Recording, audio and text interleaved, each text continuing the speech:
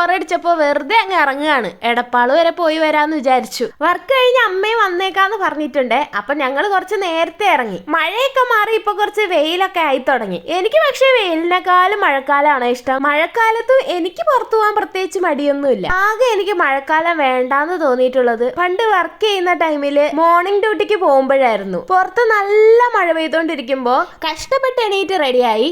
ഇനിയിപ്പോൾ റൂംമേറ്റിന് evening duty ആണെങ്കിൽ അവർ സുഖമായിട്ട് കിടന്ന് ഉറങ്ങുന്നതും കണ്ടുകൊണ്ട് നമ്മൾ ഡ്യൂട്ടിക്ക് പോകണ്ടേ? അതവിടെ നിൽക്കട്ടെ, ഇതെന്താ അതിർത്തി തല്ലോ അതോ കുടുംബ വഴക്കോ? ഇവർ രണ്ടാളും ജന്മശത്രുക്കളെ പോലെയാണ് ഗൈസ്. അതുകൊണ്ട് പുറത്തിറക്കിയാൽ ഞങ്ങൾ ഒരു കൈ അകലം പാലിച്ചേ നടക്കാറുള്ളൂ. ഉണ്ണിമോളപ്പോ പറയും കേട്ടോ, എന്റെ ഏട്ടൻ പോലും ഇങ്ങനെ എന്നെ തല്ലിയിട്ടില്ലടാന്ന്. കണ്ടാ ചെക്കനെ ഒന്ന് കണ്ണുരുട്ടി നോക്കാൻ പോലും പറ്റില്ല, കണ്ണൂത്തി പൊട്ടിക്കും. നിങ്ങളിപ്പോ കാണുമ്പോ വിചാരിക്കും ഇതിപ്പോ കുട്ടി വെറുതെ ബോറടിച്ചപ്പോ ചെയ്യുന്നതാണ്. പക്ഷെ അങ്ങനെയല്ല ഗൈസ്, വീട്ടിൽ ഇതിനേക്കാൾ വലിയ തല്ലാണ്. അങ്ങനെ തല്ലി പിടിച്ച് ആൾ ഇറങ്ങിപ്പോയി.